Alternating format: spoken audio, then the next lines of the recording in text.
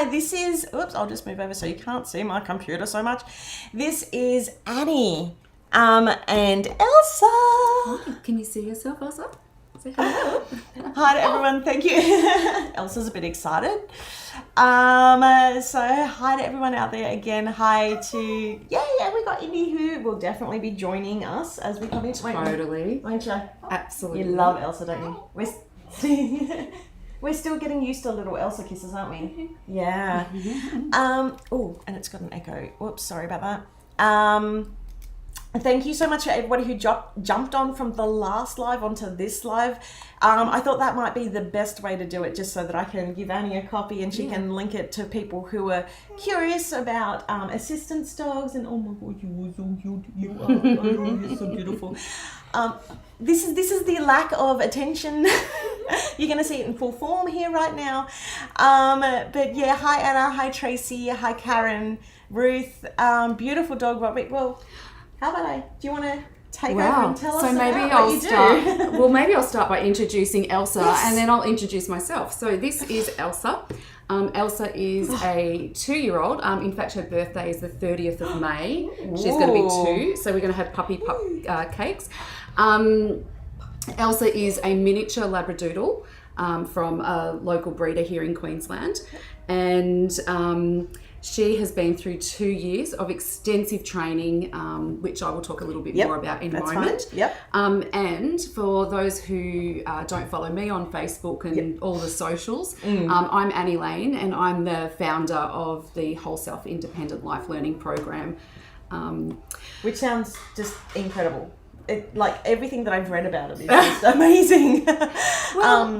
And it's so hard when you have an autistic child to find the right providers who actually understand. And I think that's one of the things that drew me to you guys. I mean, I honestly, I found out about you because of your the promotion with the dog. Yeah. But the thing that actually made that made me, really just fall in love with you guys was it's genuine. And there's a lot of providers out there who just aren't, and who are just in it for the cash, and to find someone who's not just about that was, it was different. Strange. Good. Maybe even a little strange. Yes, we do weird here. Yeah, absolutely. Well, it so happens that I do weird as well.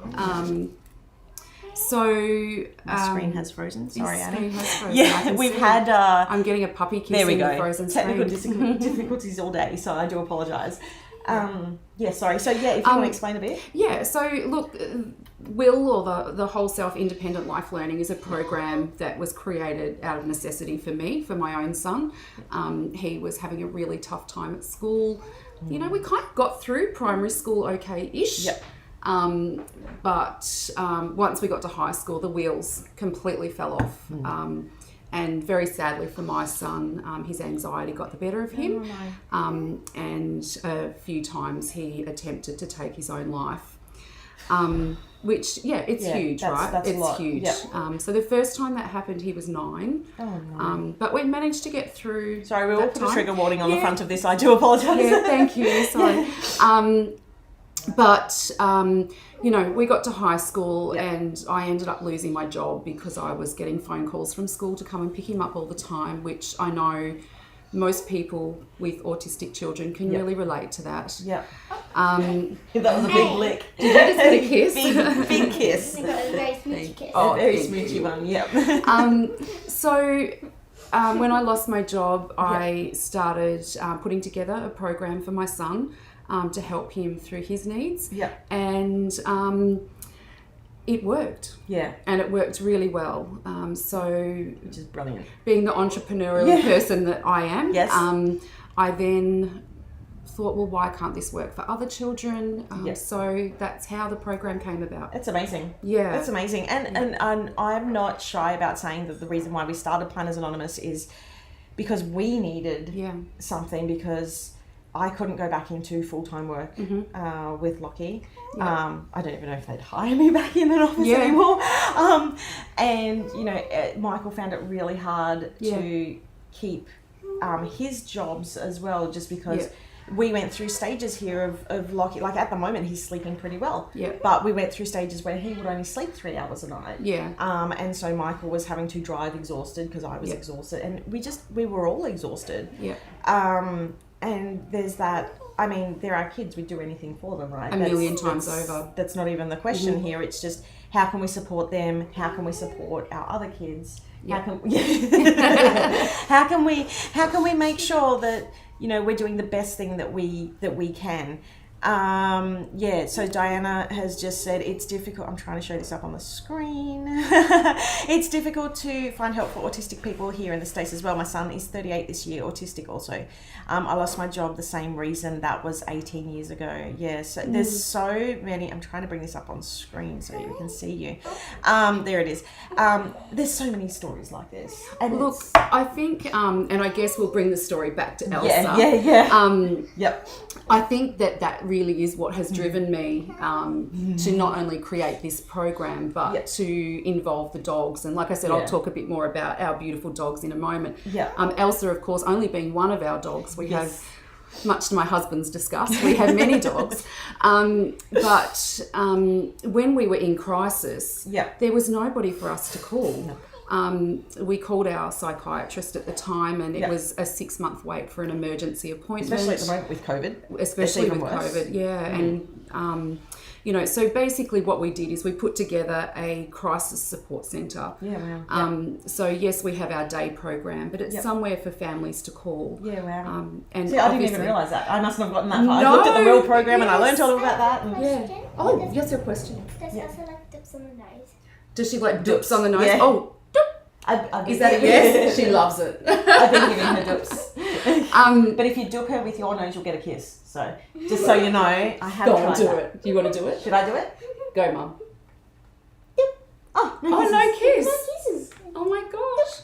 Oh, but she tried that time. So what we found is that there's different programs, there's different allied specialists, but you've got to try and navigate all of that. You've got to try and find them. Diana, just so you know, my sister lives in the US.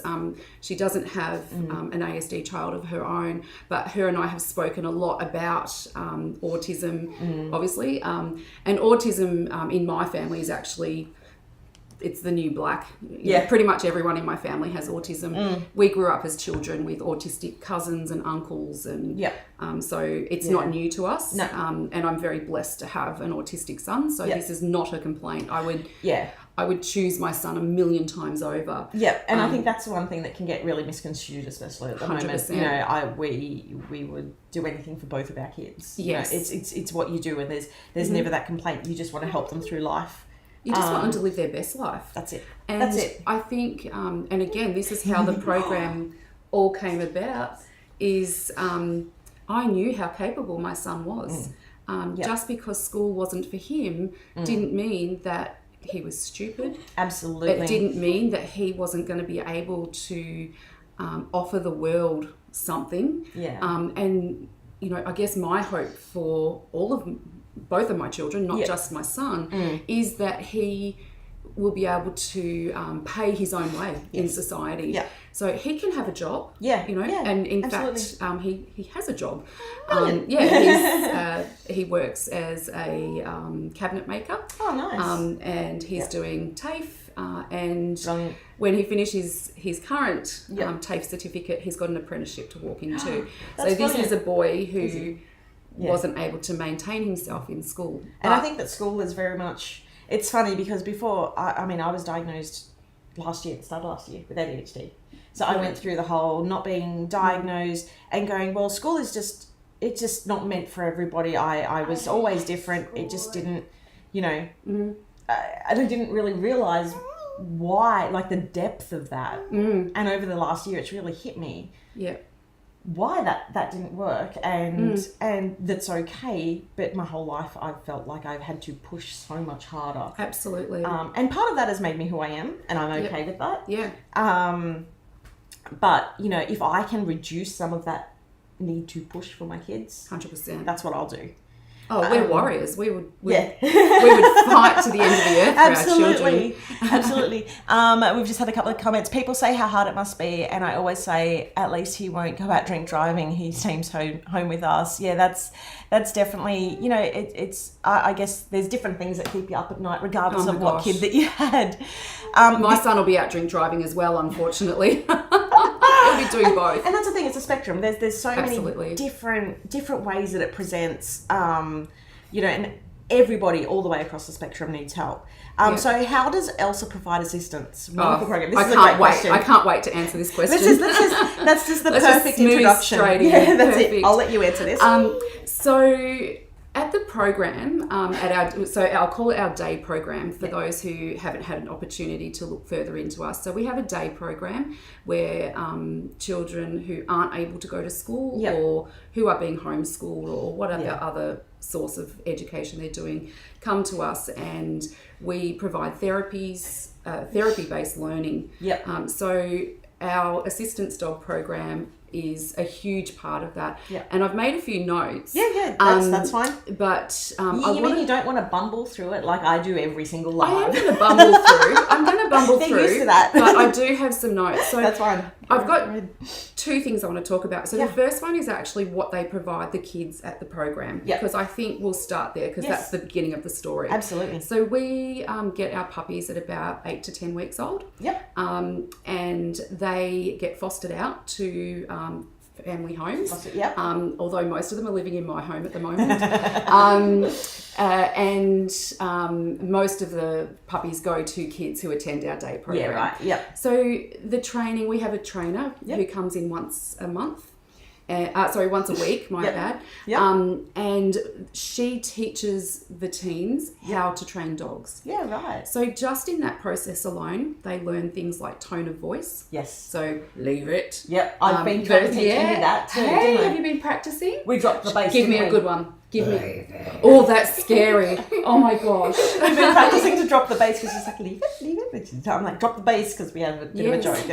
And I'm like, well, that's a little bit too much bass. Bring it back. Bring it back. So the kids learn different tones of voice. They also learn to give short, sharp directions, which is such an important skill for anybody. Autism, ADHD, we could all use a little bit of shush up now. So things like sit, drop.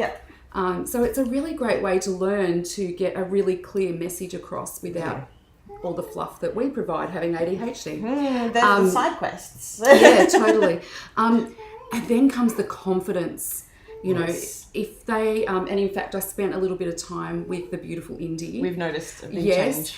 And I taught her how to get Elsa to walk around her and sit in between her legs. And Indy's little face when it first happened was just, it was like it was Christmas morning. She gets so excited. It was really exciting. She brushed her last night. Oh, she is so fluffy today. I'm so proud of you. She did a really, really good job. She's like, can we brush Elsa? And I'm, explaining to her, she's still a dog at the end of the day. She still jumps occasionally, and that's just, she's still a dog. But, she's so calm. At the end of the day, last night, when you and Eddie were having a talk upstairs, I don't know what about. Oh. Thanks, Indy. Probably lucky. Elsa was jumping into the beanbags upstairs. Yeah, she was. She was jumping into the beanbags, and Indy called me up. She's like, Elsa's in the beanbags. I'm like, okay. So she still definitely has her little puppy time. Totally. That's totally, and that's one of the things I was nervous about was, bringing a dog into a home that's here to primarily help Lachlan. And how's that going to impact on Indy? Great. Because I didn't want Indy to be upset that she, because I prepared her. Okay, you may not even be able to pat her very often. You may not be able to play with her at all. Because it has to be a good fit for the family. Absolutely. So I guess coming back, and that's, I hope that you can see this actually, because this is really important in answering that that question, is that they provide friendship. Unconditional friendship. There's no judgment. They will lick you all over your face. Whoever feeds them will be their favourite. That's me at the moment. So there's, it really does provide that unconditional friendship without judgment. And I think that's by far the most important thing that any animal, whether it be a dog, a chicken or a cow, whatever, can provide for these kids. Absolutely. So it started with the day program. Yeah, so that's how these guys are trained. So these little fellows are trained by our kids at the program. It's huge. I can't stop touching her. She's I so know, soft. she is really fluffy. You did such a beautiful job of brushing her. So then the next part is probably the service dog component. Yep. So the dog actually going to live with a family. Yeah. So I would really love to talk about how I chose your family. Go for it. So we had, was it 4-round process? I think it might have been 5. Maybe 5. Yep. Yeah, because there were so many applicants. So we had 120 applicants as a whole. And, one of the things that really reached out to me... Yeah, sorry. Welcome to our lives where everything is chaos. Oh, hold on. Oh, do you want to There we go. She wants to sit on my lap. Oh, beautiful. Yeah. Is it because you want Elsa kisses? You're going to get Elsa kisses by sitting there, Indy. Yes. Oh, let me just jump back in again. There we go. There we go. Yes. So, how did I choose you guys? Yeah. I can actually tell you in one sentence how I chose you guys. Indy. Oh, that wasn't even a sentence. That was one word. That was one word. Yeah. So when I read your application, Sami, Yep. And many others, because quite a few people put in applications I felt really for bad you. because I sent through other people for us. I think I got maybe 5 different applications for you guys. There was a few. I felt really bad because you were like, oh, write in this space. And I'm like, that's not enough. So I actually sent across a huge Word document. That's absolutely fine. And lots of people did. Oh, did they? Oh, yes. good. So going through those 120 applications, I can hear you all going, oh my gosh, how did you choose? Yeah. It was not easy. Absolutely. I sat in a hotel room in Sydney and cried and cried and cried. And I think the one thing I want to say to everybody, those who did apply and those who haven't applied, is that the thing that was so heartbreaking and frustrating throughout this whole process was that every single one of the stories were the same. Yeah. It is exactly the same stories. And all just as deserving. 100%. Yep. I am glad I'm not you. Yeah, thanks. Yeah, that's great. I brought in some hired help. The words isolation were just repeated over and over and over. Families feeling isolated, people losing their jobs, school refusal. Yeah, we've been lucky on that. So he's mostly really good with school. Great. He's had an amazing school experience most of the time. He loves his teacher, and we have a little bit of independence with the school buses. Great. Because we're in catchment for the school buses, so we have been pretty lucky on that part of it. But everything else, like the isolation, all that sort of stuff, it's that's... Oh, I love this question. I'm sorry. Let me know, that's okay. I love one. Yes. Elsa is a dog, so she loves to lick. Oh my gosh, she absolutely does love to lick. Dogs can be taught not to lick, but it's really important to remember that dogs are dogs. Yeah. And it will be a personality thing. We've actually trained Elsa to lick. You can while I'm fixing this up, you can tell the story of when you brought her over for the interview. So when I brought Elsa over for a visit, and sorry, just to finish off why I chose you. It was Indy. So I also have a young daughter, and I remember when Jordan had a really terrible psychotic meltdown. He was laying on the floor and I could see my daughter through the corner of my eyes, and she was standing there just sobbing, not knowing what to do, and she was feeling really helpless. And I just wanted to go to her and I just wanted to hug her, but I couldn't leave him because he could have hurt himself or all of those things. And it's hard. You get pulled in so many directions because you want to be there for both of them. Of course. Okay, Elsa wants to get down, so just give a little wave. I'm sure she'll come back. She will come back, I'm sure of it. Do you want to get out now too? You're following Elsa. You want to go onto the table too? Indy, no. She can fit. Totally fits. Careful. She fits. Yep, I'll just squish back in. Okay. Here we go. So it was actually this the paragraph that you sent me about Indy that really caught my attention, because when I'm trying to find the right words, the story resonated with me, with my own daughter. She's absolutely amazing, and I just wanted to be with my daughter, and I just thought at that point in time, they're often the forgotten Absolutely. person in this whole story. Absolutely. Is our children, Yep. our other siblings. You know, my daughter loves her brother. Yeah. Absolutely. the same- Unconditional love. 100%. But unfortunately, you just can't be in two places at once. No. And we tag team a lot in this house. Totally. And that's the way that we deal. It's Yep. just, it's okay, who's got who? Yep. And we just, and it's almost like we don't even need to say anything anymore. Yeah. We just do. We just do. Yeah, Yep. you do a lot of these ones. Yeah, yeah. Oh, swap. Oh, Yep. you tag in because if you've had Yep. little sleep and you're getting just that little bit frustrated when you normally wouldn't because you're running on empty. Yep. It's, I've got this, you head out. Yeah, It's 100%. you get him in the bath and clean him off. I'll get the walls. Yeah. And you know, it's you learn very quickly 100%. different coping mechanisms, Yep. and you know we've taught Indy that if she ever feels unsafe in the midst of a Yep. meltdown, to go to her room, Yep. and we will come up as soon as we possibly can. Yep. And as soon as we know that Lockie's safe with the other, because sometimes you're at home and you're on your own. And so that's where a dog is absolutely brilliant. Yeah. Yeah. Because often with a service dog especially, and so coming back to some of the questions that are being asked here Yeah. about service dogs and the things that they do, Yeah. we can actually train the service dogs to do whatever is needed for Yep. whoever it's needed for. So a service dog is traditionally for one person. Yep. So technically, Elsa will be Lockie's Lockie. service dog. Yes, correct. So we'll be teaching Elsa some things to help Lockie with his toileting. Yes. Yep. And identifying when he needs to go. Yep. Hopefully before he goes. Oh, that'd be Yep. good. Yeah. We're also going to be working to assist Lockie with his sleeping Yes. at night. Yep. So I guess how is a dog going to help with sleep? Yep. They can actually be taught to provide compression. Yeah. Right. Yep. Yep. So it could be that She slows. I noticed. So On she's her been chest, sleeping yes. with me. She comes up next to me and she slows her heart. Like I don't know if that's what she's trying to do, but she slows her heartbeat right down, and I'm just like, oh, I'm getting and sleepy. does she put her head across Yes, here? she did that yesterday when I was. I was getting really anxious and like my heart was beating, and she came up, sat up on me here, and put her head across there. Perfect. And during, I think that's what you were going to say earlier as well, when you came over to do the meet and greet because you met all the last couple of families, I was getting really anxious and I sat down on the floor and Elsa just came straight over to me and just leaned all over me and just started kissing me, and I was like, oh, and all of a sudden It snaps you out of it. yeah, it did. That's exactly right. And I was like, oh my gosh, and that's how you told us that she's actually been trained to do that. And I was like, oh, well, it works.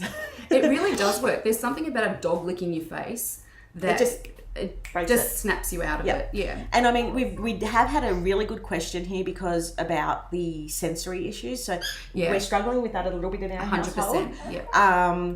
And we do know that Lachlan loves dogs, but he is very nervous at the moment. Of Indy's course. very sensory defensive.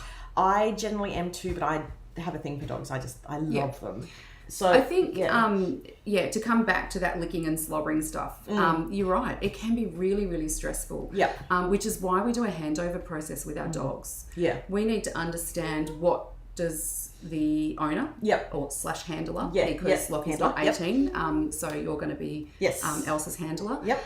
We need Which to means understand. extra training for me. Yes. Yep. Oh, we never train the dogs. Yeah. The dogs don't need to be trained. They know what to do. Well, It's on this the is the handler. first thing I learnt with once Lachlan was diagnosed. So we went through the AEIOU Foundation, and they said, while we can teach him skills, if you're not learning, if you're not willing to learn and listen, and when I say listen, he was nonverbal at that point, and listening is full body, full everything, listening to what he's trying to tell you, you're not going to get very far. So it was like learning how to be a parent and then all this extra learning because, you know, this kid is amazing and you just want to help him and he's trying to communicate with you. You just need to learn again how to listen. Absolutely. And it's a totally different style of listening. It really is. Especially having ADHD because we're so so hard. busy talking that we miss a lot of stuff they're trying to say. We do. And that's what a dog's really good for. Because Absolutely. They don't talk. They just sit and listen. It's amazing. She does. So sensory issues. So the first things first is a dog needs to be trained to understand what you do and don't like. The other thing is that we need to understand that dogs are dogs. Yes. Dogs lick, they sniff, they wee, poo. Yep. And there are certain things that we can get used to, and there's certain things we can't get used to. Yeah. So, Erin, if a dog licks and slobbers and it's not for you, maybe you need a cat.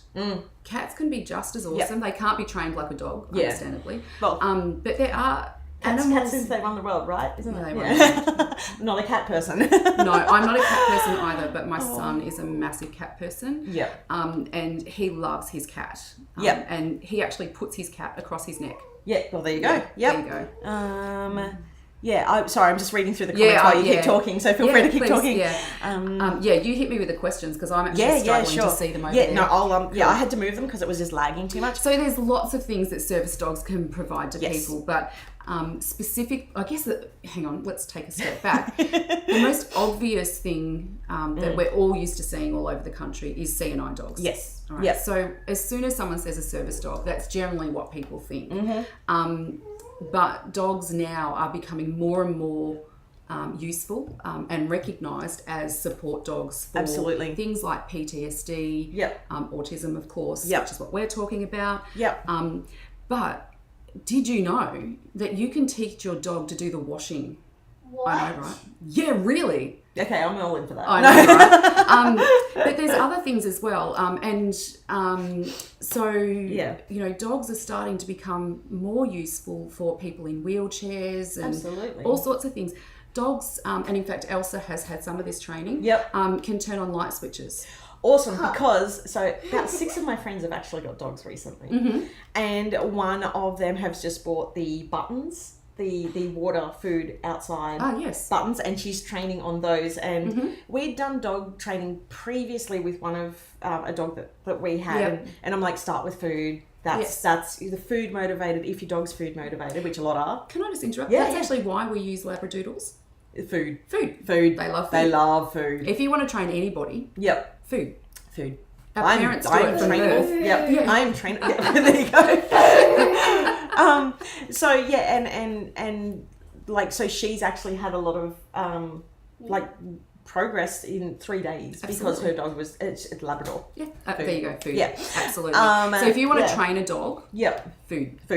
And that's why. So we use the Labradoodles for 2 reasons. Obviously, the food motivation. Yes. But also because they don't shed. Yes. So for which people, is big in this house. Absolutely. For people with allergies. Which a lot of people. With a lot of autistic people have allergies, including ADHD. We have lots of allergies. I don't have allergies. You don't so far. I have so a couple. So good. Yep. I'm actually struggling with being out on the grass more often. I don't have a grass allergy. I have a dust allergy, but I always break out a little bit with the grass, even though I've tested negative. So I'm actually struggling a little bit with that at the moment since Elsa's come in the house because I've been playing with her and wanting to. Absolutely. But I'm like, nope.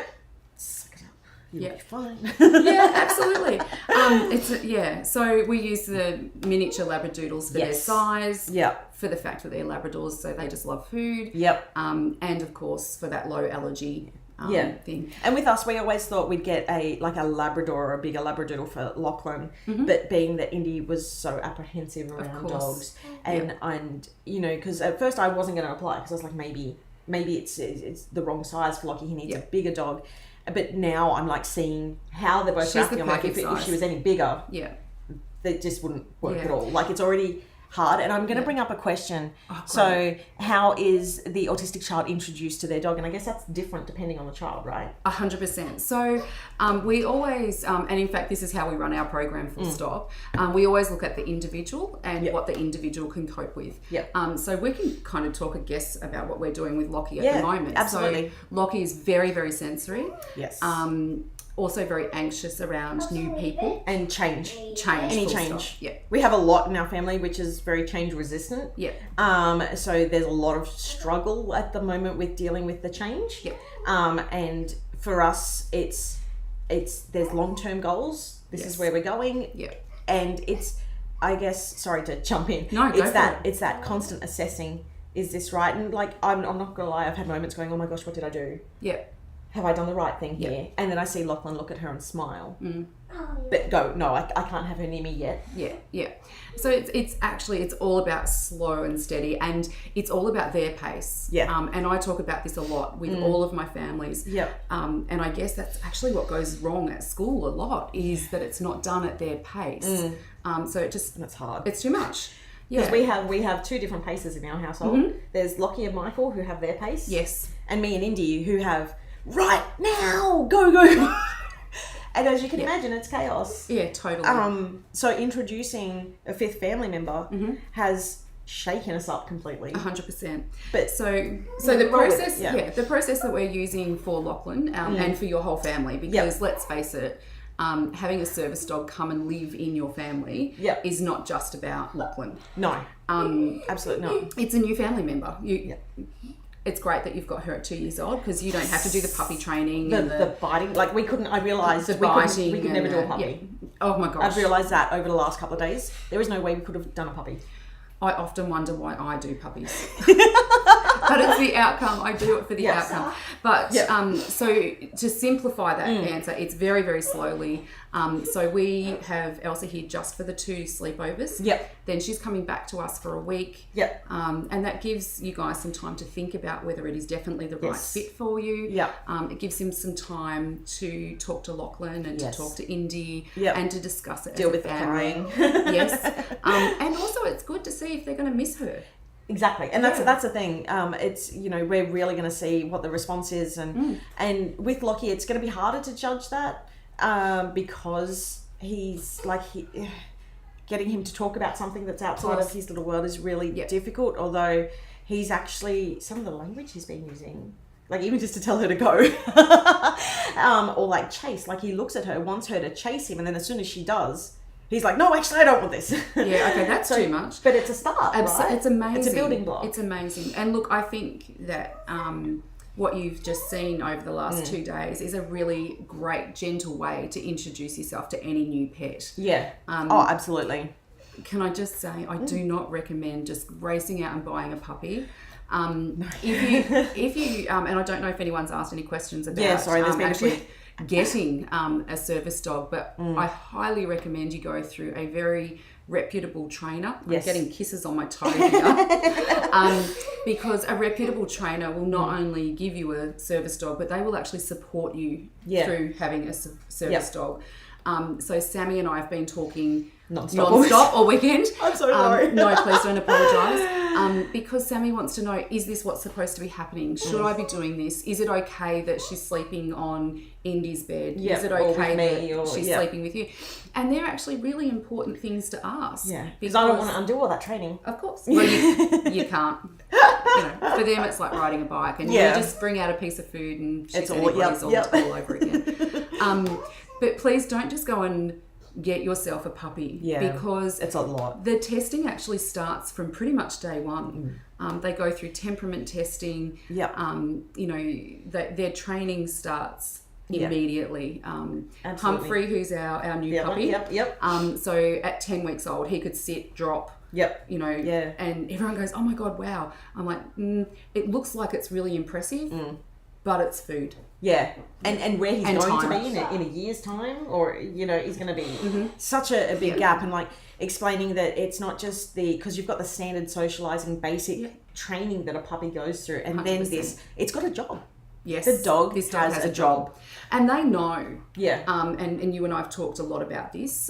Because one of Sami's concerns was what happens if the dog becomes attached to Indy, and I think we touched on that before. Once the dog has its jacket on, they know they're working. That is when they know they're not allowed to go to the bathroom. They know that if they need to go to the bathroom, they have to tell you. So that you can remove yourself from a shopping centre or whatever to take them to the bathroom. So when they're at home, apart from the fact they're very special training and all the rest of it, they're a pet, a very expensive well-trained pet, but they're a pet. It's not until they put their jacket on that they're no longer a pet. That's when they're a working dog.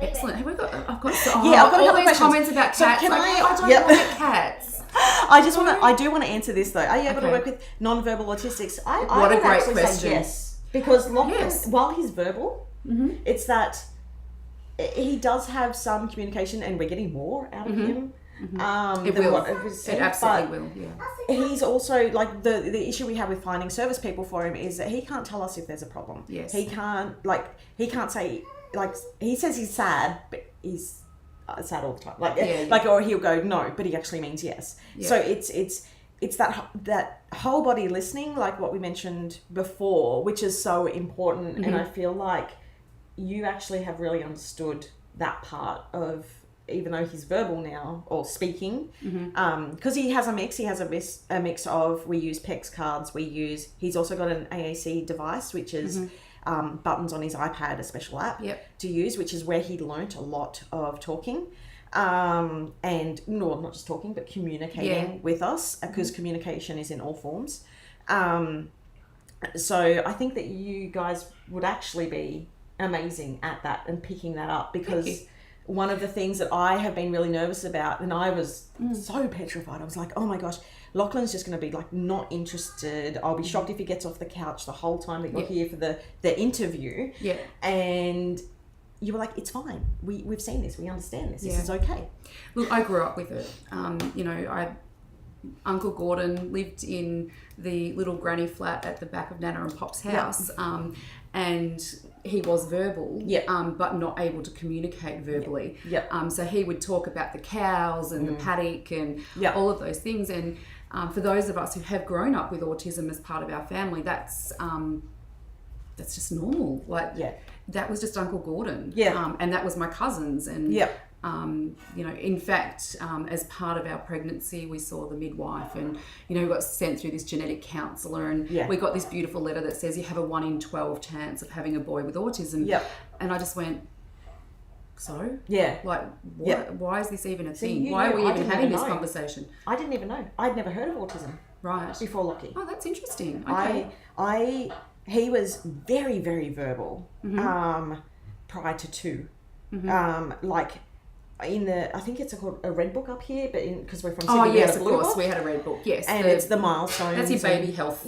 Checkbook. I think they call in Victoria baby health book. And you're checking off the milestones, and I went to his 18-month milestone. He's checking off things from his 21, 24-month milestone book, and all of a sudden he just started slipping at 21 months, and I'm like, this isn't normal. Something's going on here, and I know my kid needs support, but I have no idea. So I sat down and I said to the daycare, I know he's only new here, but I know you do an assessment. Can you just tell me if I'm crazy? If I'm seeing something that's not there and I just need to chill, because first child, I was the first one of my friends to have a kid. Didn't know. And they've called me and they said, you need to make an appointment with the pediatrician. I said, okay, what am I dealing with here? They're like, we can't tell you because we're not. And I said, I don't care. Just can you unofficially tell me what I'm dealing with so that I can I need to be prepared, because need to start researching. We're mums. We need to know what's going on here. I go into, I need to make plan mode, because, when you don't know and it's your kid, and they said, we think he's on the spectrum. And I went, what's the spectrum?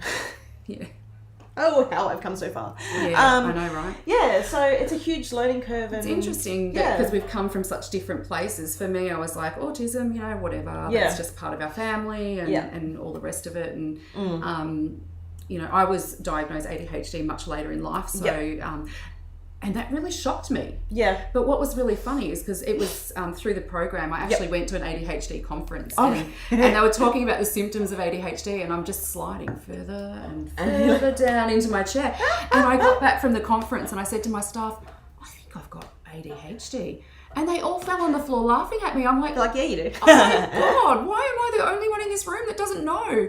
But anyway, so that's too funny. Hey, I just saw a question there for Indy. And I wondered if Indy wanted to come and answer it. Yeah. So Anna Mitchell, sorry, I keep saying Anna. Indy, can you tell us a few things you look forward to most with Elsa? Cuddles. Cuddles, yeah. What about her kisses? Cuddles. She's still a bit sensory defensive on the kisses. Yeah, fair still, call. even on her hands and things like that, it's still a lot for Indy. You before Elsa got here, she was like, I wanted to sleep on my bed, and I said, I don't know, we've got to train her for Lockie's bed. Yeah, we're going to work on that. Yeah, and so there's a lot there that Indy's sort of still learning her place and what's too much and, Sure. and all that. So same with me, but yeah, she's definitely, Indy's a hugger. Indy will hug you all day if she couldn't you? You'd just sit on my lap all day for hugs, which is beautiful and wonderful. And so just having that. But sometimes we have to work. Yeah. Well, it was actually really good when she was little because I just work with her in my arms. Yeah, I know. It's amazing what you learn. Big. Yeah. And then you just learn to type like this. So it's interesting. And Indy, thank you for answering that question, because I think that that's something that people often forget with a service dog. And guys, you don't even have to have a service dog. If you can just get a really well-trained pet, you can actually achieve some of this without it actually having to have a jacket and go to the shops. You really need to ask yourself, what is it that I want to achieve from having a service dog? Yeah. Now, in this instance, we have some very specific goals for Lachlan. And to reiterate on some of those, it was around sleep. It's around grounding him. Stop him running away. Did you see my video? I did see your video. I posted a video up on Instagram of, and I saved it as a Reels, we went out for a walk, which we don't often do. No, we don't often do. And this is why we wanted a service dog as opposed to a pet, which is why I've highlighted Ruth's question. Is because we want to actually get out of the house, and getting out of the house for us is a super, really hard challenge. Lachlan ran off because he likes to run, and he loves to run away, doesn't he?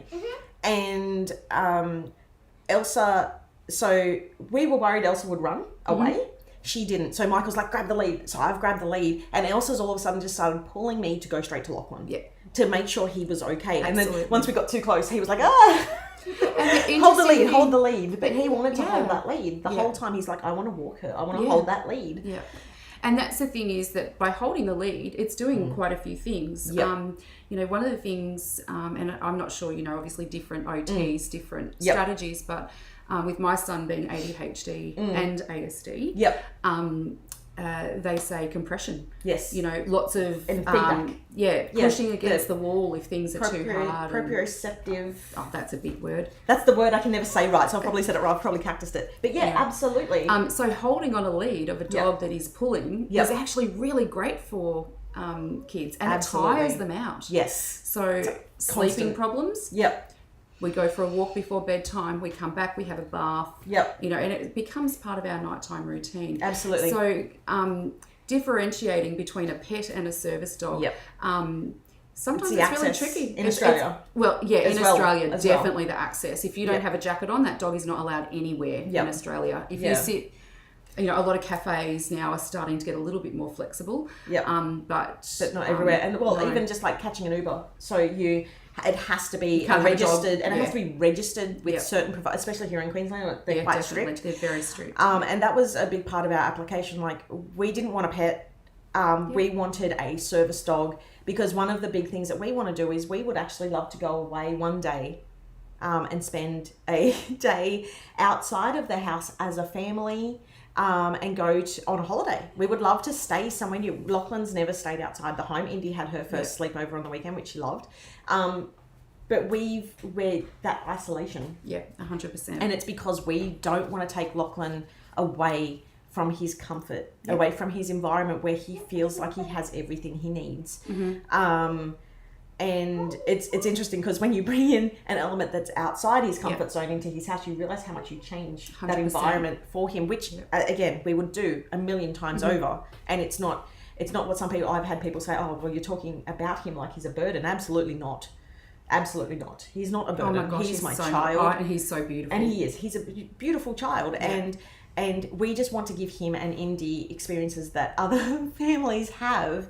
And you know, that was a big question, because you were like, I don't want to just gift a pet because it's a very well trained, expensive pet. A really expensive pet. We want to go to the shops. We want, you know, Lockie talks about going to the toy store, and he's starting to, you know, he's for the last, I think last year or the year before, he circled stuff in a toy catalogue that he wanted to buy. And you know, we want to be able to go there and do that, but not just go there, but go to another shop afterwards, or like go with all of us.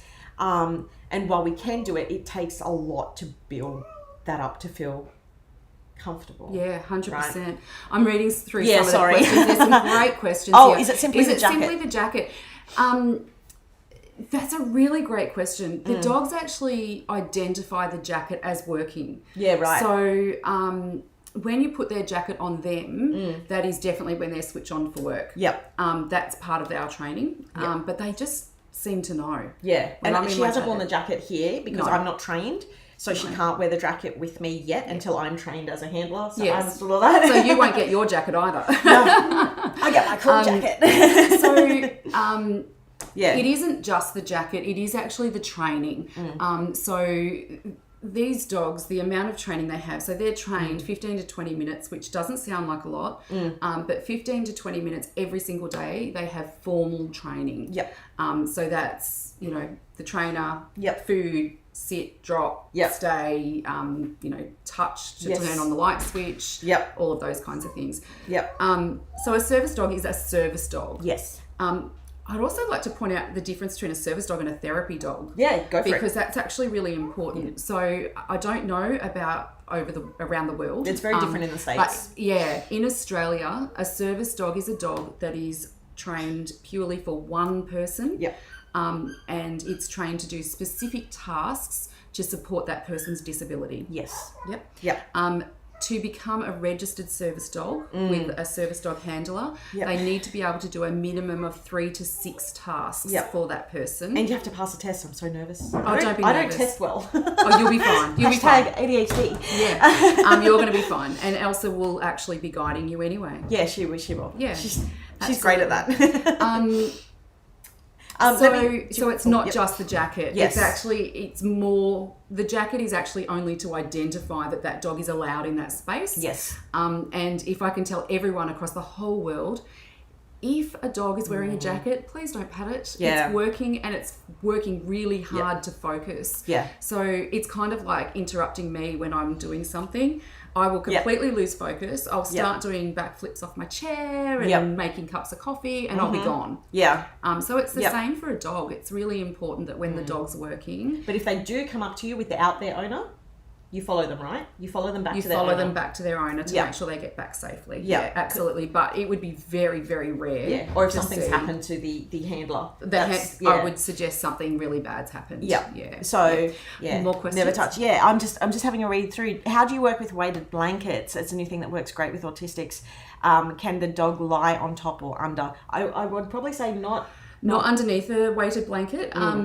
Obviously, dogs aren't the same makeup as us, so putting a weighted blanket over a dog would be quite dangerous. Yep. And different weights too. 100%. 10% of the body. Like you shouldn't go over 10% of your body weight. So Lockie has a smaller weighted blanket, which his auntie made for him, especially. That's so cute. And his feet now poke out under it because he's had it for a few years. It was specifically made to 10% of his body weight, and so that it couldn't get tangled up over him, and so that he could specifically move it, and it's like got the outsides can rip off for washing and all that sort of stuff. So my son's now 16. Sorry. Oh my gosh, I'm going to get in so much trouble. He just turned 17 last week. Oh, how dare you! Oh no. So my son's now 17. So he has I think it's 9 kilo weighted blanket. That would nearly crush her. Yeah. That would be far That'd too be too heavy. much. Yeah. But they can sit on top. Yeah. Absolutely. You just got to be careful if they're on top of the blanket, which is on top of the person, because then that increases the weight, and you need to be safe. Yep. But Elsa was laying beside me.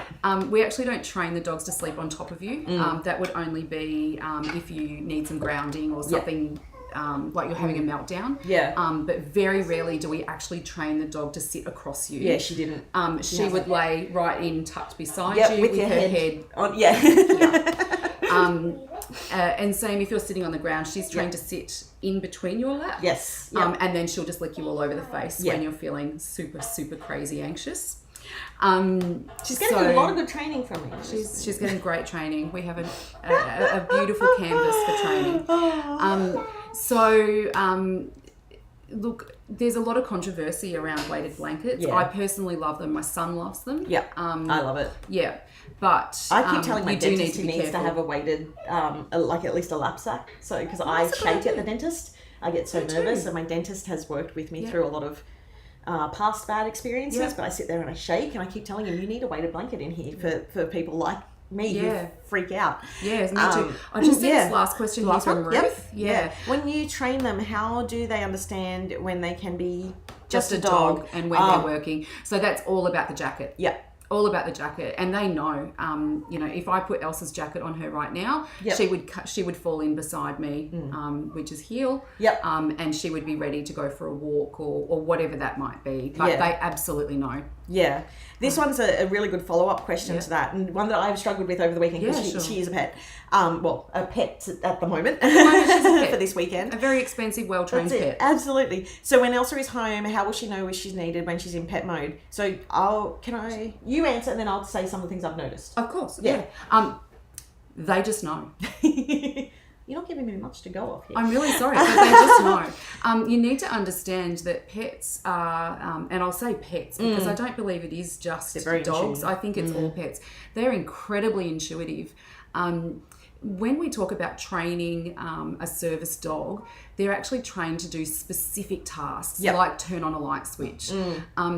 Intuitively, they know all of this stuff about anxiety and breathing and all of that. Hence the reason we have equine therapy and chicken therapy and cats, and you know, it's actually about the animal and holding it close and that connection. Absolutely. So at home, no, she does not wear her jacket at home ever. It's not needed. It's only when you're going out in public. And that's actually not so much about the dog because she does intuitively know what to do most of the time. It's actually about telling other people, hands off. Please don't make eye contact with me. Please don't pat me. I am working really hard here. And that's about switching off all of the other noises around her. Not eating the meat in the meat department at the supermarket. Well, that's right. And I mean, I know me personally, when I worked in corporate, I used to have a jacket that I would wear to certain meetings. That sounds bad. And it was, like a suit jacket that if I was having confidence issues, because I do a lot, especially if I'm really passionate about it. It was just that physical reminder because I could see it. Or if I would also have, if I was feeling really down, I'd have yellow shoes that I would wear just to pick me up. So every time, because when you're feeling down, you generally tend to look at the floor a lot. So I'd look at my shoes and I'd be like, oh no, we're not doing that today. Well done. We can do this. So isn't it amazing how we come up with our own strategies? But I will say, I've been sleeping in the spare room so that I can be close to Lachlan's room so that Elsa can listen out for Lachlan even though she's not in with him and she doesn't get used to sleeping in our room or anything else like that. And I did notice that when he was up and bouncing around in the middle of the night, she propped her head up and was looking in the direction of his room. She notices when he's a little bit agitated and she knows not to go too much into his space at the moment. So she actually sat behind the couch right next to him. So he couldn't see her, but she was right there. So like all these little things that she's just done intrinsically without, like I was shocked at that. And Mike was like, look where Elsa is, look where Elsa is. And I was like, oh, she's there for him. She's holding that space for him. Look, I guess that's why I love dogs so much. Cats, they're in this world for themselves. They're fabulous pets. Please don't take my word. It's just that I personally don't like cats. Whereas dogs are in it for everyone else. I've had a couple of great cats. I've just never gelled with them. I've always gelled better with dogs. But I grew up on a farm. Cats were for chasing mice. So I think was there anything else that you wanted to... Oh, I did want to cover one thing. So Annie does have, and I meant to put it up as a link in the description. I ran out of time this morning running, but I will put it in the the details below. Annie does have a GoFundMe. So if you can, that would be wonderful if you could donate to that. And that basically trains up more dogs so that more kids like Lockie can get the help that they need. Yes, Indy? I've been with a cat before. You have? At Piper's house. You have? How do you like that? Cats?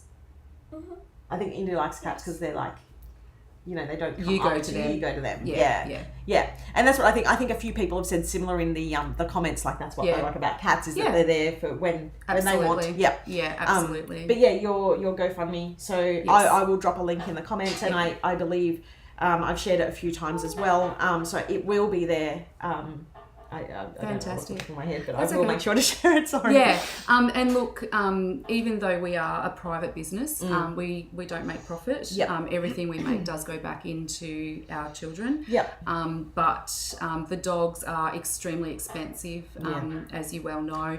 Yes. It costs upwards of $20,000 to $40,000 to raise one Yep. dog. Most importantly, we can't have 20 dogs living in my house because I won't have a husband anymore. So, and they're very hard to get. Like from a really hard application point of view, like we started saving money for a support dog, assistance dog. So I'm starting to get tired. An assistance dog 2 years ago before COVID hit. Yep. And then COVID hit, and then all the extra cash, I guess, that we had, the profit that we had saved from our business just went back into the business to keep it alive, to keep the subscription low. So it was like, oh, okay, that's, you know, and you're really torn because you're like, 100%. Well, I actually need to keep my business alive because if I don't, we don't have a house, we don't have food, we don't have all this sort of stuff, and we'll deal with the dog later. So, and while we do have a thing here in Australia called the NDIS, it's actually exceptionally hard if you're autistic to get a funding. Yeah, for a service dog. Absolutely. And a part of that is the lack of, what's the word they use? Research. There's a word. Yeah, it is. Evidence-based research. Yeah. There we go. Yeah, evidence-based research. On this, because there's not enough families who have one, and I keep saying like it's a closed loop. Yeah. You can't. They're so expensive that they're out of reach for a lot of the families who would actually benefit from it, who would show that these help. And I'm lucky enough to have a fair few friends who have purchased their own dogs and trained them up. They said it's a really big thing to train them up yourself, and it's a huge commitment. But that they can see already how that's benefited their kids. Yeah, I just noticed that too. Yeah, Diana, that's a fantastic question, Diana. How do you test the dog to see if they're a candidate for training? Yeah. It's not easy. But you can generally get a good feel for if they're going to be the right sort of dog. Well, if they're bouncing off the walls like me, probably not. No. So when we choose a dog from a litter, we're choosing it sort of 8 to 10 weeks, so they're quite little. It's risky. Yeah. I guess that's why having a service dog is such a big deal. In fact, one of the applicants for Elsa has 2 pet dogs in their backyard right now because they bought puppies that they had intended to train them up to be service dogs, and they didn't pass the assessment. So that's heartbreaking and a lot of work and so much work.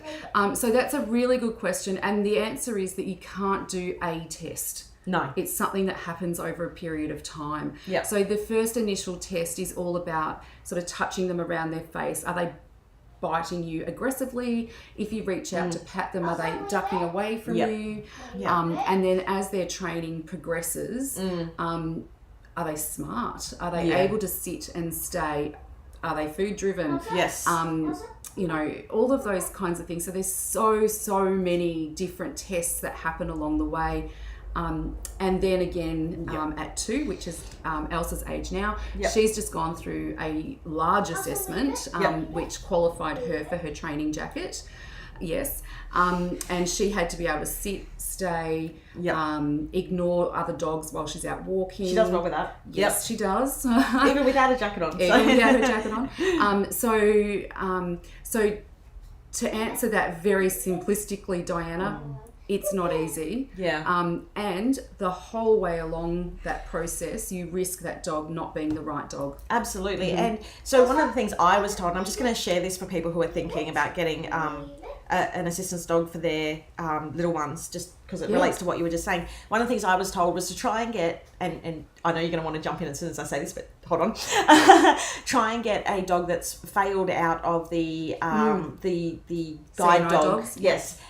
I contacted the Guide Dogs Australia, I think it's called, and they said, no, don't do that because they've failed out for a reason. Yeah. Generally, they're given out as pets because they don't, or they go to a therapy dog, which is not an assistance dog, and then they help a wider range of people. Yeah. It's very rare that one will fail out. Tell me if I'm wrong here, but this is what they told me. It's very rare that one will fail out of the guide dog and then become an assistance dog. It's so true. Yeah, absolutely. So a guide dog goes through very specific training, specifically for supporting someone with navigating their way around. So if they don't pass a guide dog test, it would be very rare. Very rare. Yeah, very rare. But in saying that, they may make a really great therapy dog. Absolutely, and that's what they said. So the difference between a therapy dog and a service dog, I get asked this every single day. Go for it. So a therapy dog is a dog that is well trained, but to nurture a lot of people. Yes. So these dogs would be the sort of dog who would walk up to you in the shops and want to kiss you and give you a hug and want to be cuddled, because that's what they're trained to do. And something that's a good service dog may not be, a good service dog may not make a good therapy dog. Absolutely. Because they're actually specifically trained for a single person. Yes. Yeah. Elsa sort of straddling the two sides. Let's bring up. Can we bring it back up? Bring it back up. You want to come? Elsa sort of straddles the two sides. Now, I'm just going to ask one more question, then we might. Wrap we up, actually have to catch up as well. Have you ever placed a dog or tried to place a dog with an autistic adult? Oh my gosh, yes, absolutely. There you go. Yeah.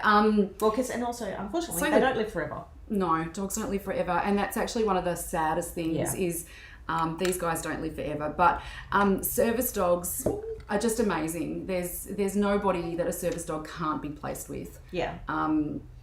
One of my best friends, her son is highly autistic, non-verbal, and has a lot of health issues. And he has had service dogs in the past. Unfortunately, they've passed away, which is really big to deal with. Yes. But they have been brilliant for him. Really that's brilliant. Good. Yeah. And that's something that I've also had to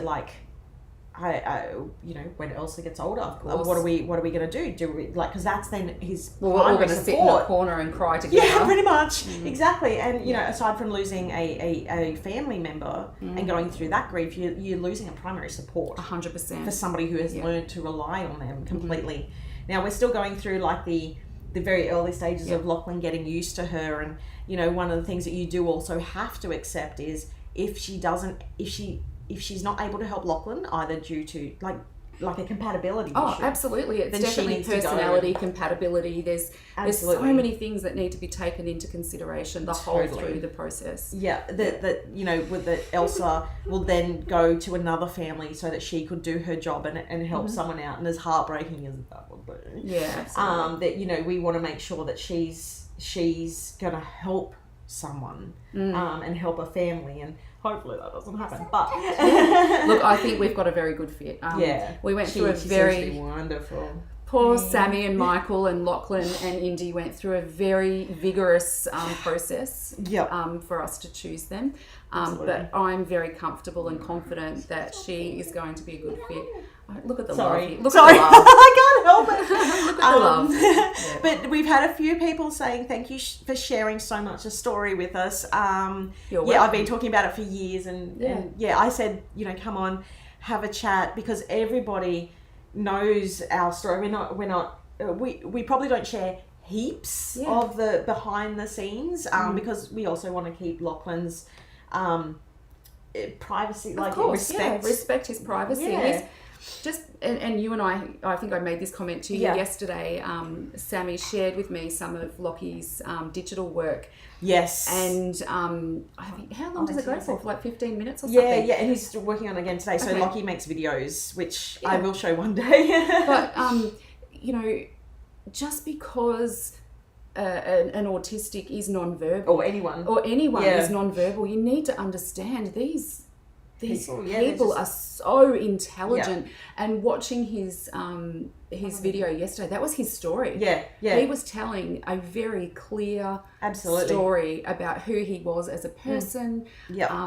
So and it's understanding that's something that we talked about. It's learning to listen in a very different way, and it's not that and it's not that it's. We talk very much here about weird is wonderful, because we don't believe weird is a bad word. Oh, we weird don't is believe amazing. Different is a weird word, is a bad word. It's all actually. I'm so scared about saying the wrong thing. I get it. Do you know? I actually, if I can just elaborate on what you're trying to say. It's really sad that as parents in the autistic world that we have to be so careful about what we say. because at the end of the day, they are our babies and they're a piece of us. Yeah, absolutely. You know, and we just want the best. We want the best for all of our family, and additional challenges, you know, to us, that's just who it's a piece of us. Absolutely. Yeah. And I would never take that away from him. Yes, Indy, what's your question, sweetheart? Come on. It's also partly a statement. Okay, Yep. so when any of us are going to the bathroom, Elsa will literally just stay right in front of the bathroom. Yep. And she'll come in. Yeah, she follows me. Yes. My days of thinking I had bathroom time to myself are over. Yeah, she comes in, but that's good because that will eventually help Lockie with his toileting. Yes. So you know how Mummy and Daddy spend many hours sitting by the toilet? Yeah, I know. Thank you, sweetheart. Please know that owning a dog is just exactly the same as having another child in the house. You will never go to the bathroom on your own again. No. You will probably never finish a hot cup of coffee on your own again. Nope. But the Yeah, love I that they know. have to share is so unconditional. I know. And so without judgment. She does know. She knows I'm getting a bit absolutely worked up. knows. Yeah. But yeah, we might head off now, but yeah, you're getting a lot of thank yous for coming in and, you know, just talking about the story and feel free to share this with Absolutely. anybody that you want and Look at your if anybody nails. out there, everybody commented on it in the last video. Pretty nails. If you know, I know, sweetheart, you're doing so well. If anybody wants to know more about having a service dog and what that entails, feel free to share this video. We're gonna head off now and have chats. Yes. This one wants some attention. But thank you so much for popping back in and watching this live with us. We really appreciate And it. feel free to follow me Yes. and our WholeSelf. beautiful teams, WholeSelf, on Yep. social media as Yep, well. you're on Instagram. Instagram Yep, and Facebook. Yeah, I know, she's trying to Stop. talk me into going on TikTok, and I'm just like, I'm sorry, I've got 'Cause I'm no trying to space get on for there. that. No space for TikTok. I'm trying to get on there. It's But, hard. Social yeah, media's please hard, follow but us. yeah. And online, you'll be able to meet some of our kids as well. And Humphrey and Yep. Milo. And Milo, yeah. And also be able to follow our kids who all have their own businesses and things like that as well. Exactly. Yeah. And Yep. of course, if you've got any questions, feel free to pop them on social media, and I will be more than happy to answer them as best I can. Thank you so much for your You're time. welcome. Thank It you. was wonderful. Anyway, Say we'll bye-bye. see you all next time. Say bye, Indy. Yeah, Oh. bye. See you later.